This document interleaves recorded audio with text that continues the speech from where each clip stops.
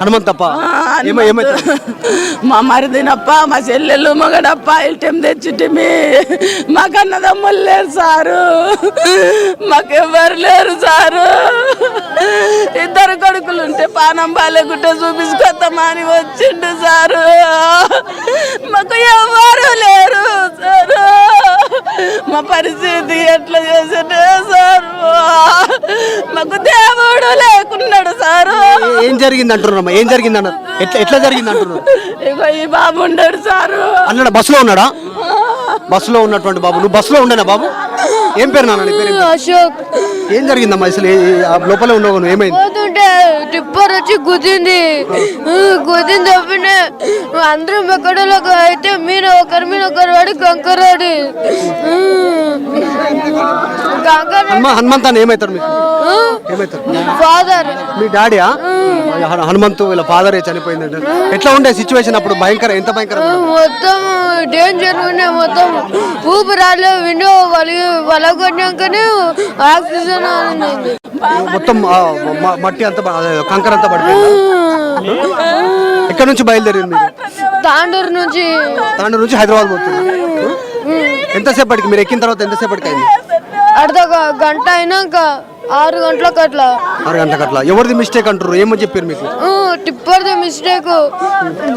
Bus వస్తుంది అడ్డం మొత్తం దింపి మొత్తం గుద్దిండు. నీ పేరు ఏం పేరు నాన్న? అశోక్. నీకు ఎట్లా? నీకు దెబ్బలు తగిలినా? మూతికి తాకింది, కాళ్ళకు తాకినాయి. ఎంత దెబ్బ తగిలింది? ఎట్లా అంటే వెంటనే అయిందా? డాడీ ఏమన్నా మాట్లాడలేడు. పనుకున్నప్పుడు అట్లా ఏం తెలియదు, మాట్లాడలేము ఎవరం. అడవిలో మొత్తం మొడుకుంటా ఏడ్చుకుంటున్నాం అందరం. వీళ్ళ ఫాదరే చనిపోయిండు, హనుమంతు అని చెప్పేసి ఫాదరు. ఇద్దరు పక్క సీట్లోనే కూర్చున్నారు. ఈయన బ్రతికాడు కానీ అసలు ఏం జరిగిందో తెలియదు. ఏడుస్తూ అరణ్య రోదన ఉన్నటువంటి సందర్భంలోనే నిద్రలోనే ప్రాణాలు కోల్పోయినటువంటి పరిస్థితి టిప్పర్ గుద్దడంతో. జస్ట్ ఉదయం బయలుదేరారు. బస్సు ఎక్కినాక హాఫ్ అన్ అవర్కే ఈ ఘటన చోటు చేసుకుంది. తాండూరు నుంచి హైదరాబాద్ పోతున్నాం ఇట్లాంటి పరిస్థితి అంటున్నారు. ఆయనను కూడా ఇరిటం తీసుకొచ్చాము, మాకు ఎవరు లేరు, కొడుకుగా సోదరుడుగా భావించాము, ఇరిటం తీసుకొచ్చిన పరిస్థితి అని చెప్పి అరణ్య రోదనగా ఉన్నటువంటి పరిస్థితి వాళ్ళ విజువల్స్లో చూస్తూ ఉన్నాం. ఎంత భయంకరమైనటువంటి పరిస్థితి ఉంది ఇక్కడ చేవెళ్ళకి సంబంధించినటువంటి ప్రాంతంలో. మరికొద్ది మంది ఏమవుతారన్నా మీకు? హనుమంత్ ఏమవుతారన్న మీకు? కాక అవుతారా? ఎన్ని గంటలకు బయలుదేరింది అన్నా?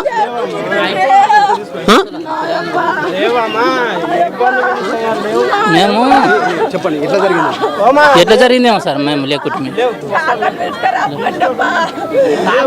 ఇలా కాకైతాడు పరిస్థితి ఇది. అరణ్య రోదనగా ఉన్నటువంటి మా చెల్లెలు నేను తండ్రి, మా కన్నాదమ్ములు తండ్రు, ఒక్క మనిషి లేరు తండ్రి, ఇద్దరు ఆమడి విల్లమలమప్ప నన్ను తండ్రికి ఇచ్చిండ్రప్ప. మా చెల్లెళ్ళింటికి తండ్రి ఇల్టం తెచ్చుకోనప్ప పుట్టిగా ఏ తండ్రి అన్ని మమ్మల్ని చూస్తుండప్ప. మాకు తండ్రి లాగా తండ్రి. ఇది చాలా భయంకరమైనటువంటి సిచ్యువేషన్ ఉంది. చాలా అంబులెన్స్లు వరుసగా ఇక్కడికి వస్తున్నటువంటి పరిస్థితి, గాల్లో ప్రాణాలు కలిసిపోయినటువంటి పరిస్థితి ఉంది, సిచ్యువేషన్ అని చెప్తా ఉన్నారు. ఈ ఘటనకు సంబంధించి చాలా భయంకరమైనటువంటి పరిస్థితి ఉంది. మాట్లాడదాం. అసలు ఈ ఘటనకు సంబంధించి ఎవరి మిస్టేక్ అనుకుంటున్నారు? ఇది ప్రభుత్వం చాలా సీరియస్గా ఉండాలి. ఇట్లాంటి ఇష్యూస్లలో చాలాసార్లు యాక్సిడెంట్లు జరిగినాయి. దీంట్లో పూర్తిగా నిర్లక్ష్యం ట్రక్ ఉంది, డ్రైవర్ది కూడా ఉంది. రోడ్డు బాగాలేదు, గుంతలు ఉన్నాయి, గుంతలను తప్పించబోయి యాక్సిడెంట్ అయింది అంటున్నారు. రోజువారీగా 2 నుంచి 3 యాక్సిడెంట్లు అయితే చిన్న చితక పెద్ద వారంలో కనీసం 3, 4, 5 చనిపోతూ ఉన్నారు. ప్రభుత్వం దృష్టికి పోతున్నా ఎందుకు దీన్ని కంట్రోల్? ఇది పూర్తిగా ప్రభుత్వం నిర్లక్ష్యం. మేము అనేక సందర్భాలు చేసినాం, ఈ రోడ్డు మీద ధర్నాలు కూడా చేసినాం. రోడ్లు కనీసం గుంతలు ముయ్యండి, గుంతలలో ఇంత మట్టి వేయండి, లేకుంటే ఇంత కంకర వేయండి అని అడిగినాం. ప్రభుత్వం పట్టించుకోలే. వాస్తవంగా చెప్పాలంటే గత 10 సంవత్సరాలు బీఆర్ఎస్ ప్రభుత్వం అదేవిధంగా వ్యవహరించింది. తర్వాత ఇప్పుడు 2 సంవత్సరాల కాంగ్రెస్ పార్టీ అధికారంలోకి వచ్చి ముఖ్యమంత్రి రేవంత్ రెడ్డి గారు రోజు ఇదే రూట్లో పోతాడు. కనీసం ఆయన వెళ్ళే రోడ్డునన్నా బాగా చేయించుంటే బాగుండేది. ప్రజల్లో అభిప్రాయం అదే. ఇదే జిల్లా నుంచి చాలా మంది ఉన్నారు, స్పీకర్ ఉన్నారు, ఎమ్మెల్యే ఉన్నారు, ఎంపీ ఉన్నారు, ముఖ్యమంత్రి ఇదే రూట్లో నుంచి పోతారు, ఇంకా చాలా మంది ఎమ్మెల్యేలు ఇదే రూట్ వాడతారు. ఇంత అట్లాంటి కీలకంగా ఉన్న రోడ్డులో కనీసం రోడ్డు డెవలప్మెంట్ పైన గుంతలు పూడిపించడము, సైన్ బోర్డులు ఏర్పాటు చేయడం, అడ్డుగా ఉన్న చెట్లను తొలగించడం ఎందుకు చేయలేకపోతారు? ఇంత నిర్లక్ష్యం ఎందుకు? నేను అదే చెప్తా ఉన్నాను. అది ఇక్కడ నుంచి చేవెళ్ళ నుండి రంగారెడ్డి జిల్లా నుండి చాలా సందర్భాలు చాలామంది మంత్రులు ఉన్నారు, కానీ ఈ జిల్లాను పూర్తిగా నిర్లక్ష్యం చేశారు. జిల్లాను పట్టించుకోలే. కేవలం వాళ్ళ రాజకీయ లబ్ధి కొరకు రాజకీయాలే చూసుకున్నారు తప్ప, వాళ్ళ పదవులను కాపాడుకున్నారు తప్ప ఈ ప్రాంతాన్ని అభివృద్ధి ఎన్నడూ కూడా చేయలేరు కూడా. సిచ్యువేషన్ ఇది. మార్చురి దగ్గర ఉన్నటువంటి పరిస్థితి, మృతదేహాలను తొలగిస్తూ ఉన్నటువంటి పరిస్థితి, వీళ్ళంతా కూడా అంబులెన్స్లో తరలిస్తూ ఉన్నటువంటి పరిస్థితి, చాలా భయంకరమైనటువంటి సిచ్యువేషన్ ఉంది. వారిగా పోలీసు సిబ్బంది ఇక్కడికి చేరుకున్నారు. వాళ్ళంతా కూడా బందోబస్తు ఏర్పాటు చేస్తున్నటువంటి సిచ్యువేషన్. ఎప్పటికప్పుడు వివరాలు నమోదు చేసుకుంటారు. అంబులెన్స్లో మృతదేహాలను సొంత ప్రాంతాలకు వాళ్ళ ఇంటికి తరలించే ప్రయత్నం చేస్తూ ఉన్నారు. చాలా భయంకరమైనటువంటి పరిస్థితి. ఒక రకంగా చెప్పాలంటే ఇక్కడ కన్నీటి సముద్రంతో హృదయాలు విలవిలలాడుతూ ఉన్నటువంటి పరిస్థితి. మృతుల కుటుంబాలకు సంబంధించి ఏం జరిగింది, ఎట్లా జరిగింది అనేటువంటిది ఊహకు అందనటువంటి పరిస్థితి. ఇంట్లో నుంచి బయలుదేరారు, ఉదయమే అనంతలోకాలకు వెళ్ళిపోయినటువంటి పరిస్థితి. చాలా భయంకరమైనటువంటి సిచ్యువేషన్ చెవెళ్ళ ఆసుపత్రి దగ్గర. వీడియో జర్నలిస్ట్ జ్ఞానేశ్వర్తో మధు మల్కేడ్కర్.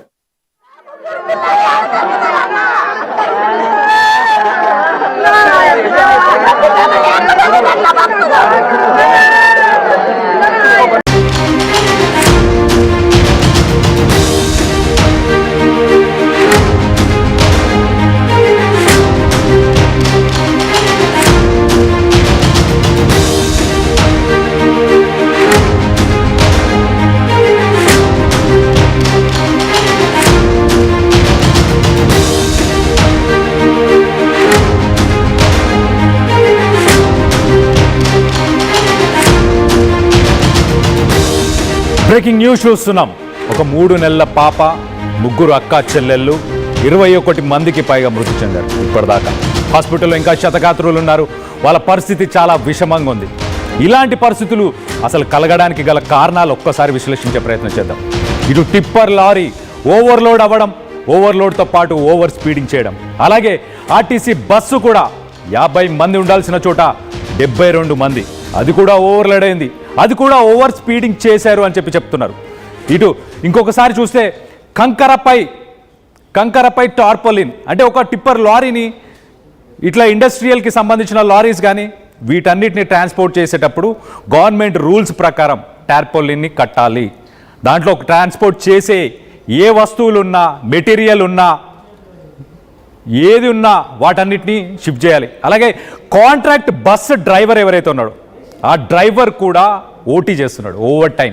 ఇటు నైట్ షిఫ్ట్ చేసి మళ్ళీ డే షిఫ్ట్ చేస్తున్నాడు. అలాగే ఇరుకైన రోడ్లు, ఆ రోడ్ల నిండా గుంతలు, ఆ రోడ్ల నిండా గుంతలు కూడా ఉన్నాయి. 50 మంది ఎక్కాల్సిన బస్సులో మరి ఇటు 70 మందిని ఎక్కించుకున్న ఆర్టీసీ టిప్పర్ ఓవర్లోడ్ అయింది. ఒకసారి మనం చూద్దాం. టిప్పర్ ఓవర్లోడ్, టిప్పర్ లారీలో 35 టన్నుల కంకరని మాత్రమే షిఫ్ట్ చేయొచ్చు. దాని కెపాసిటీ అంతే. 35 టన్నులు ఎక్కించుకున్నప్పుడు దాని టైర్స్ దాన్ని మాత్రమే మోయగలుగుతాయి, దాని కెపాసిటీ కూడా అంతే. సో దాంట్లో 60 టన్నుల కంకరని ఎక్కించుకున్నారు. దీన్ని అధికారులు ఎందుకు పట్టించుకోవట్లేదు? Next, RTC bus overload speed.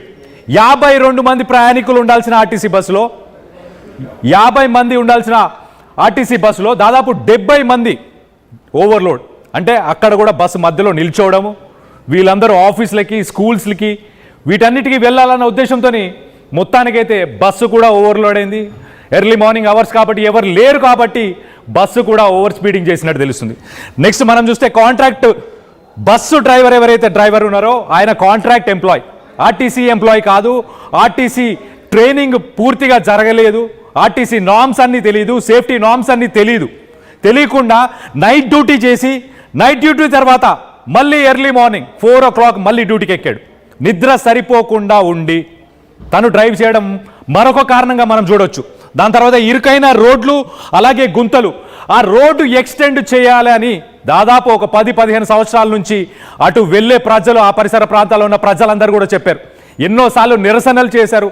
కానీ అక్కడ కొంత ఈ ట్రీస్ ప్లాంట్స్ ఏవైతే ఉన్నాయో, అంటే ఇటు చెట్లని నరకొద్దు అన్న ఉద్దేశంతో కొంతమంది సోషల్ యాక్టివిస్టులు దాన్ని అడ్డుపడ్డారు. మొత్తానికి ఆ రోడ్డు ఎక్స్టెండ్ అవ్వకుండా చేశారు. గత ప్రభుత్వాలు మనం చూస్తే ఇప్పటిదాకా 3 సార్లు అక్కడ ఎమ్మెల్యే కాలే యాదయ్య. ఆ రోడ్ల పరిస్థితి కూడా ఒక్కసారి చూసే ప్రయత్నం చేద్దాం. ప్రస్తుతానికైతే 50 మంది ఎక్కాల్సిన బస్సులో 72 మందిని ఎక్కించారు. అంత అవసరం ఏముంది? నెక్స్ట్ బస్సుకి వాళ్ళని షిఫ్ట్ చేయొచ్చు కదా. ఈ కండక్టర్స్, ఆర్టీసీ ఎంప్లాయీస్, ప్రైవేట్గా పనిచేసే వాళ్ళు ఎక్కువ మందిని ఓవర్లోడ్ చేసి, బస్సు కెపాసిటీ కంటే ఎక్కువ మందిని ఓవర్లోడ్ చేసినప్పుడు ఏమవుతుంది? Bus out of the control వెళ్ళే అవకాశాలు కూడా చాలా ఉంటాయి. సో దానికి కూడా ఒక కారణం అని చెప్పుకోవచ్చు. అలాగే నెక్స్ట్, అనుమతి లేకుండా టిప్పర్ వెళ్ళడం. టిప్పర్కి టార్పోలిన్ కట్టకుండా కాంక్రీట్ కావచ్చు, అలాగే కంకర కావచ్చు, దేన్నైనా షిఫ్ట్ చేయకూడదు. టిప్పర్స్కి సంబంధించి గతంలో కూడా మనం చూసాం. ఇక్కడ నానక్రామ్ కూడా సిగ్నల్ దగ్గర కూడా ఒక టిప్పర్ దూసుకెళ్ళిపోయింది. టిప్పర్ బ్రేక్స్ ఫెయిల్ అయ్యి ఆ సిగ్నల్ దగ్గర వెయిట్ చేస్తున్న, ఎవరైతే ట్రాఫిక్లో వెయిట్ చేస్తున్న సివిలియన్స్ ఉన్నారో వాళ్ళ మీదకి వెళ్ళిపోయింది. అలాంటి పరిస్థితులు ఎందుకు జరుగుతున్నాయి? అసలు టిప్పర్ లారీలకు పర్మిషన్స్ ఉన్నాయా? ఫిట్నెస్లు ఉన్నాయా? వాటికి ఏమున్నాయి ఏం లేవని ఆర్టీఓ అధికారులు ఎందుకు చూడట్లేదు? అలాగే ఈ కంకరకు సంబంధించి, క్వారీస్కి సంబంధించి వీటన్నిటికీ కూడా అధికారులు ఎందుకు వాటి పర్యవేక్షణ చేయట్లేదు? ఇటు ఎమ్మెల్యేగా అన్ని సంవత్సరాలున్నా, అంటే దాదాపు 3 సార్లు గెలిచిన కాలే యాదయ్య తన నియోజకవర్గంలో రోడ్లు బాగాలేకుండా ఎందుకు చూసుకున్నాడు? రోడ్లు ఎందుకు బాగా చేయలేకపోయాడు? గత ప్రభుత్వాలు ఏం చేసినాయి? ఇవన్నిటికీ సమాధానం ఎవరిస్తారు? వీళ్ళందరి చావులకి ఎవరు బాధ్యత? ఒక్కసారి మనం ఆ రోడ్డుని పరిశీలిద్దాం. ఫస్ట్ రోడ్డుకి సంబంధించిన విజువల్ వేయండి పీసీఆర్. ఫస్ట్ ఆ రోడ్డుకి సంబంధించిన విజువల్ ఒక్కసారి. బస్సు ఈ రోడ్డు చూడండి, ఈ గుంత ఒక మలుపు దగ్గర ఉంది, ఒక టర్నింగ్ దగ్గర ఈ గుంత ఉంది. ఇలాంటి గుంతని తప్పించాలన్న ప్రయత్నం ఆ లారీ డ్రైవర్ చేశాడు. ఫుల్ అంటే 35 టన్నుల కెపాసిటీ ఉన్న లారీలో 60 టన్నులు, దాదాపు మోర్ దాన్ 100%, అంటే 100%కి ఇంకొక 70-80% అనుకోవచ్చా? సో మొత్తానికి అయితే ఇంకొక 100% లోడ్ చేశాడు అనుకుందాం. సో 100కు 100% లోడ్ చేసి దీన్ని తప్పిద్దామన్న ఉద్దేశంతో, హెవీ లోడ్తో ఉండి హెవీ స్పీడ్తో ఉన్న సమయంలో టర్నింగ్లో ఉన్నప్పుడు దీన్ని తప్పిద్దామన్న ఉద్దేశంతో అలా వెళ్ళి అవుట్ ఆఫ్ కంట్రోల్ అయిపోయి ఎదురుగా వస్తున్న ఆర్టీసీ బస్సుని ఒక్కసారిగా గుద్దేస్తే ఆ ఇంపాక్ట్ ఏ లెవెల్లో ఉందంటే 50 మీటర్స్. పోలీస్ అధికారులు చెప్తున్నారు, అడిషనల్ డీజీపీ కూడా చెప్పారు, 50 మీటర్లు ఆర్టీసీ బస్సుని తోసుకుంటూ వెళ్ళిపోయింది. అంటే అర్థం చేసుకోండి, ఒక లారీ ఎదురుగా స్పీడ్గా వస్తున్న ఇంకొక బస్సుని వెనకకి 50 మీటర్లు తోసుకెళ్ళిందంటే ఎంత లోడ్తో ఉండాలి, ఎంత స్పీడ్తో ఉండాలి. సో ఇవి మేజర్ రీజన్స్ అని చెప్పుకోవచ్చు. దీంతో పాటు ఒక్కసారి మన బస్సుకి సంబంధించి ఈ టైర్స్ చూడండి. ఈ టైర్స్ ఒక్కసారి, ఈ వెనక ఉన్న టైర్ బ్లాస్ట్ అయింది, ఈ ముందు ఉన్న టైర్స్ కూడా బ్లాస్ట్ అయిపోయి ఉన్నాయి. సో ఈ టైర్స్ బ్లాస్ట్ అవ్వడమే ఒక ముఖ్య కారణంగా చెప్పుకోవచ్చు. ఈ టైర్స్ బ్లాస్ట్ అయిన తర్వాత ఆ లారీ అవుట్ ఆఫ్ కంట్రోల్ వెళ్ళిపోయింది, ఎదురుగా వస్తున్న ఆర్టీసీ బస్సుని గుద్ది 50 మీటర్లు దూసుకెళ్ళిపోయిందంటే అర్థం చేసుకోండి. దాని తర్వాత ఓవర్లోడ్.